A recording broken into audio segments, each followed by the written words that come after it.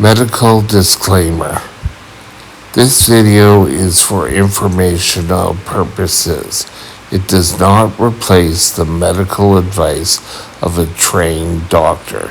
Seek medical advice before beginning any treatment plan. Hey, welcome back to Mike's Diabetes World. Yes, I'm sitting up a bit better in the bed. It doesn't look like my head, but right now my monitor is too close, so we'll have to deal with things. Let's start off by seeing what the blood sugar is. And that right now is unavailable, but it'll be back shortly. I'll just have to put it close to where my transmitter is and give it a sec and we'll do it. Now, this is a continuation of the diabetes emergency. And where we had left off in the last video was I was being transferred from Mission Memorial Hospital out to, sorry, this hair is bothering me, out to Abbotsford. Okay, wonderful. I arrived there. I had to go get a CT scan first. So we all unloaded the ambulance, was right to the CT scan. And then we were moved up to a high acuity unit. So we went into the high acuity unit and no one knew anything. The high acuity unit, it was totally, what? Oh, no, we don't know. And at this point I'm getting a little stressed. I'm not feeling 100%. And yet I'm being dragged back and forth. At this point, someone, oh, we'll check him in the computer. So they typed my name in, and I said, oh no, he's supposed to be over there. And the only other thing I saw coming in was an ICU ward. And yes, I was taken out of high acuity and put into ICU. Now, I was told I was put into ICU because there were no other beds. And it's funny, and I'll tell a reason why a little bit later, but it was just funny. So I had to go through a whole thing of things to be done. One was I had to be clean during the assessment. And they do that to check your whole skin condition. Nothing wrong with that whatsoever. They take their little wipes and they clean, and I had to get some swabs done. And that was hunky-dory. But we survived. At this point, my blood sugar was 17, which is still high, but because I was already high, they kept me on IV insulin overnight and throughout the first day in ICU. And I had a nurse whose desk was right outside, who had a window looking in. I was up against a big glass window. The room was just a tad smaller than my room here. So it was nice, but supposedly I came out of DKA pretty quickly. And that's common. Once they get IV insulin into me, my blood sugars tend to drop quite quickly. It wasn't till I got back here that I noticed that my blood sugar was something like 49.2, which is like, on the American scale, is about 800. So, yay.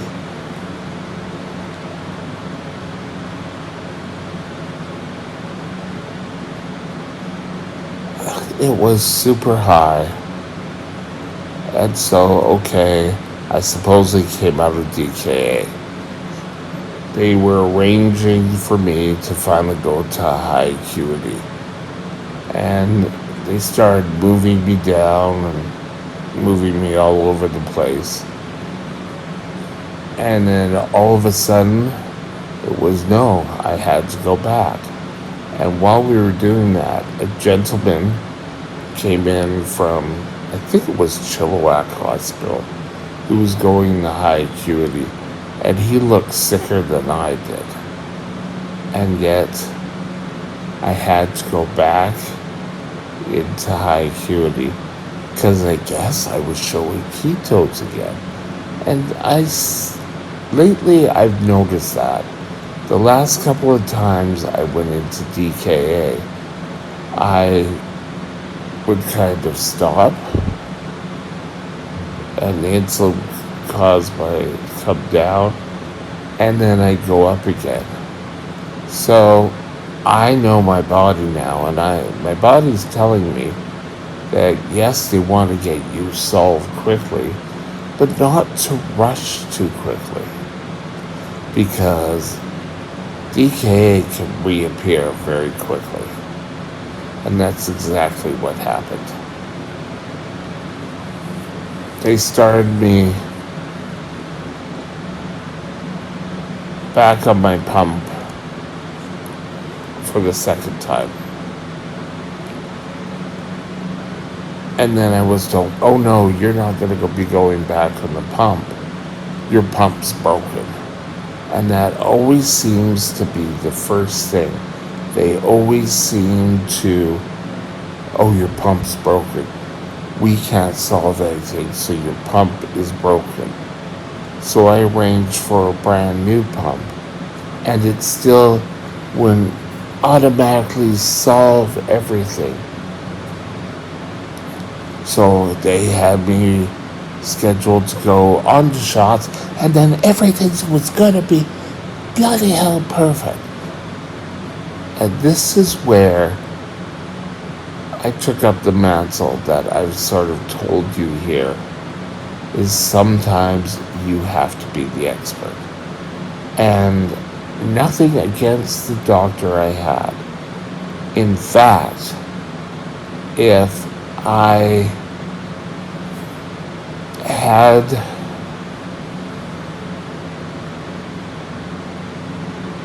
a heart condition or any other medical condition, yes, what he would say would be gold.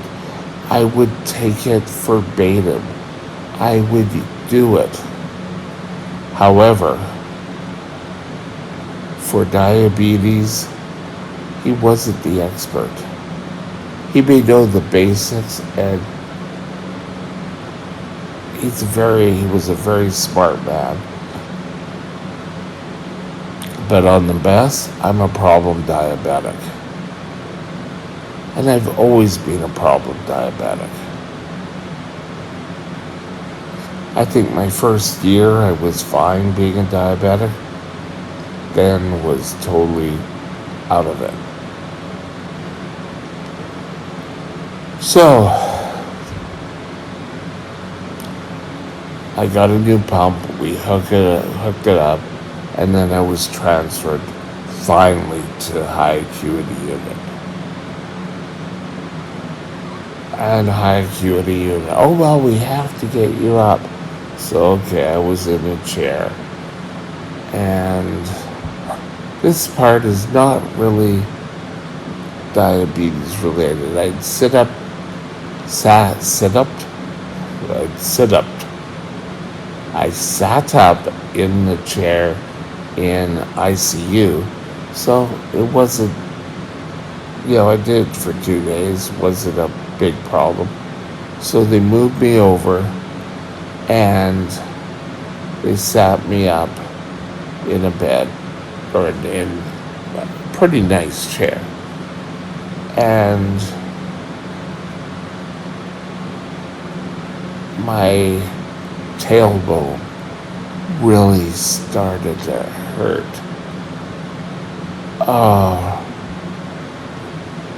But okay, so the doctor came in and said, your pump's not doing what it's supposed to. He's like, well, this is a brand new pump. Well, maybe you're the type that shouldn't be on a pump. We'll give it 24 hours and then we'll put you back onto insulin syringes. And I said, with due respect, it's not going to happen. And I kept trying to tell them throughout the whole step that I had not a medical problem. Well, it was a medical problem. I was getting shots, and my shots would not work, especially with a long-acting and a short-acting. I would end up passing out all over the place. And their response was, well, we know you had problems in the past, but it won't happen this time. And I said, what makes you think we've gone on and off a pump before, and coming back onto it constantly is an issue? Well, luckily, within 24 hours, my blood sugars came back under control with the pump. Well, then it came time. Oh, we're going to transfer you back to Mission Hospital. So great. I came back to Mission Hospital, and you'll probably be here overnight. And to me already, this was kind of a useless step. I felt better already. The ketones were gone. I was getting somewhat normal blood sugars, for me anyway. And sitting there was useless. Oh, you'll probably just be here 24 hours. 3 days later, I'm still there. But said day, they checked me in. And then I was scheduled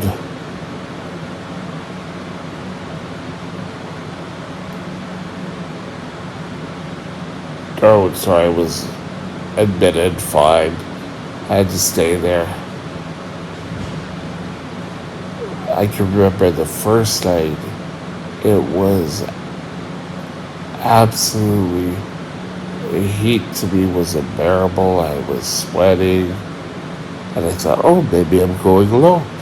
Tested blood sugar, didn't go low.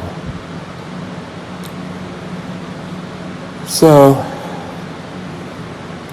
my next diabetic emergency, I got a new doctor, a new hospitalist, and I guess at the little hospital here, there's a hospitalist who's on duty for a week at a time.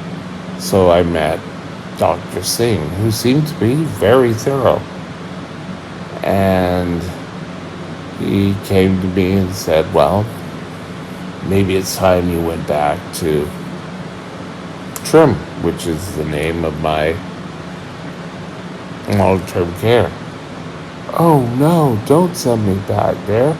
The trip is terrible. I can tell you, the trip is probably about 500 yards. So I was moved back to Trim. Got all comfortable and trim. I got things back all organized. I cut my fingernails because they'd grown a bit while I was on my little trip. I started to watch my sugars again. Things seem to be going great. So we have another one coming up. And I hope you have a super time with the rest of your day and keep happy, or don't let diabetes control you. You control diabetes. I still don't know who said that, but I really wish I could so I could give them credit. Anyway, have a super day. We'll be back later. Bye now.